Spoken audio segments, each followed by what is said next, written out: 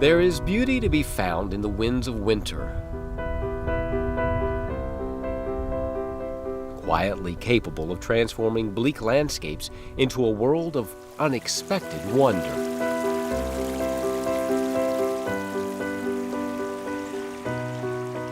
But even the most splendid winter transformations can quickly lose their luster.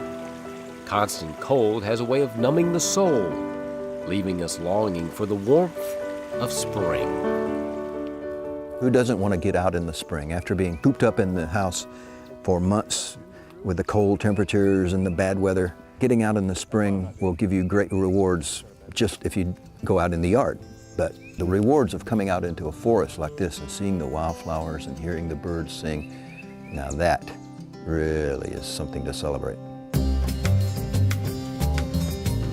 And what better way to celebrate the return of spring than a hike among awakening trees and welcoming wildflowers? I like to say it's not the destination, but it's the journey. And that's especially true on wildflower hikes because you just amble along, stopping over and over again. When you see something new, oh, look at this. And you'll stop and spend 10, 15 minutes looking at something new. Go maybe just a few more feet and find something else. So it's definitely not a hike. It's more of just a walk or a little visit to the woods. State Naturalist Randy Hedgepath is a frequent woodlands walker. Today he is joined by members of Nashville Hiking Meetup at Edgar Evins State Park. We have been wanting to get out and do a wildflower hike for several weeks and hadn't been able to get out, and today we planned to hike, and lo and behold, we could go on a guided tour. Here are the wood poppies, the big yellow flowers here. The wood poppy is one of my favorite big flowers. We have dogwoods that are blooming, the redbuds blooming, and you can see the trees starting to pop. It's a gorgeous day, and there's quite a variety of wildflowers that are out right now. We've missed the early ones. The canopy hasn't really leafed out yet, so we're still seeing some of the later wildflowers. Early or late, Randy knows something about each one.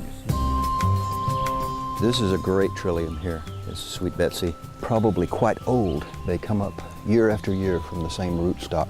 So this forest has been undisturbed for a long time because this flower has been able to persist for decades here. The little flower here that looks like pants hung up on the line upside down is called Dutchman's Breeches, close relative of the squirrel corn and the corydalis flower. They're all toxic, poppy family. The purple color that you see out over the forest is the dwarf larkspur, delphinium, which means dolphin-like. This is star chickweed, and star chickweed is in the Caryophyllaceae, or the pink family, but it's obviously not pink. But did you know that pink means something besides color? Yeah, pink means cut. Alfred Tennyson once wrote, "Little flower, but if I could understand what you are, root and all, I should know what God and man is." Randy's flowery prose is less philosophical and more practical. Roses are red and violets are blue is not always true. Sometimes you have white, sometimes you have purple, sometimes you have yellow.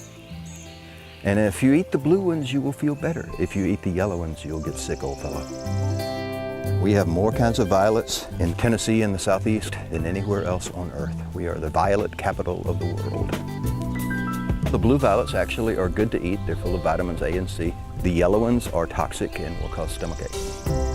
Spring beauties, also known as little taters or fairy spuds, are a tasty treat.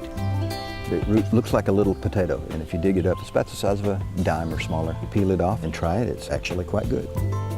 Now, one of the great things about going on a wildflower hike with Randy is his extensive knowledge of the flowers. But you can't go hiking with Randy every day. So picking up a good field guide is a must. It'll tell you more about the flowers you're going to see. And taking along a camera to get some extra shots to look at later is always a good idea. Every week there are new things coming out and old things going away. So if you start hiking the same trail in mid-March and then hike every week for a month, you get the progression of different flowers coming out, taking their turns blooming. Most spring flowers are ephemerals. Every year they come up and do all their growing before the forest canopy fills in. If it brings leaves up, and then the flowers, and when the leaves are on the trees, both the leaves and the flowers and the seed pod all are fading away. That would be a spring ephemeral. If the flower or the leaf persist longer than that, it's not an ephemeral, it's a longer period flower. To quote William Carlos Williams, it is at the edge of a petal that love waits. So perhaps it's no surprise that flowery flirtations should lead to a discussion of the birds. Now there are 3 kind of vireos that have the tweeting and the pausing type song. And the length of the pause, the clarity and loudness of the song can tell you which species you have.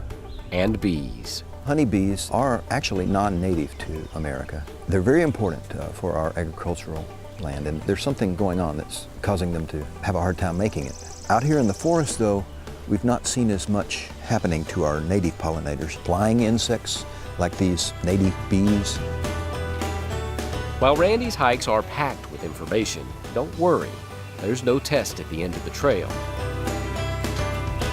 Randy's great. He knows all this stuff, and he's got a lot of stories. And I'm not going to remember 10% of what we did, but it doesn't matter because it was great just being out in the woods and seeing all the colors. Another little baby oak leaves here. When oak leaves first come out in the spring, they're like little flowers. Beautiful, aren't they? They're the size of a squirrel's ear. Yeah. So it's time to plant our corn.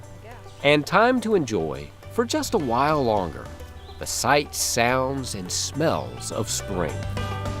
Oh, there's so many things to love about being out in the woods in the spring. It's not just the beauty of the flowers, the natural decorations on the ground, but it's a symphony of sounds as well. And the forest is alive with sounds. We got tufted titmouse and woodpeckers drumming and chickadees calling. And there are other things like the spice bush that you can scratch a little bit and have a wonderful fragrance. So every sense, you have something out here to entertain you and thrill you in the springtime. Amen, amen, our senses cry, as the words of Oliver Wendell Holmes come to mind. The amen of nature is always a flower. I'm Ken Tucker on the Wild Side.